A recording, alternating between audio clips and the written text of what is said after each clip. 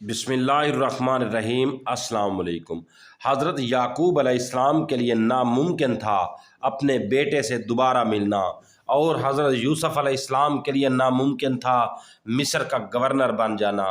حضرت مریم علیہ السلام کے لیے ناممکن تھا حاملہ ہونا۔ سمندر کے لیے ناممکن تھا حضرت موسیٰ علیہ السلام کے لیے دو حصوں میں تقسیم ہو جانا اور ان کی قوم کو دشمن سے بچانا۔ حضرت ابراہیم علیہ السلام کے لیے ناممکن تھا صحیح سلامت آگ سے باہر آ جانا، جس میں ان کے لوگوں نے انہیں جھونک دیا تھا۔ ان سب پر سلامتی ہو۔ کبھی کبھار ہم معجزوں کو پڑھتے ہیں تو خود کو کہیں بھی ان سے منسوب نہیں کر پاتے۔ ہمیں لگتا ہے شاید یہ گزرے ہوئے زمانے کی باتیں ہیں۔ ہم سمجھتے ہیں کہ یہ شاید حماقت ہے کہ اپنی زندگی میں معجزوں پر یقین رکھیں، کہ شاید یہ ہمارے جیسے عام لوگوں کے لیے نہیں ہے۔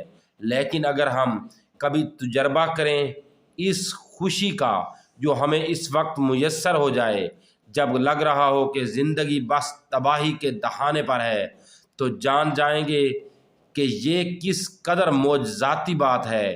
وہ اللہ ہی ہے جو آپ کے غم زدہ دل کو دو حصوں میں تقسیم کرتا ہے، جیسے بحیرہ کلزم کو موسیٰ علیہ السلام کے لیے کیا تھا، اور پھر وہ کیسے امید کو ان دو پانی والی دیواروں سے داخل کرتا ہے، جیسے حضرت موسیٰ علیہ السلام کی قوم کو کیا تھا، اور دکھوں، پریشانیوں، آزمائشوں کو اسی میں غرق کر دیتا ہے، جیسے فرعون کو کیا تھا، کبھی سمندر کی صورت میں تو کبھی دونوں آنکھوں سے نکلے اشکوں کی صورت میں۔ اللہ تعالیٰ سے جڑی امید بھی بڑی معجزاتی چیز ہے۔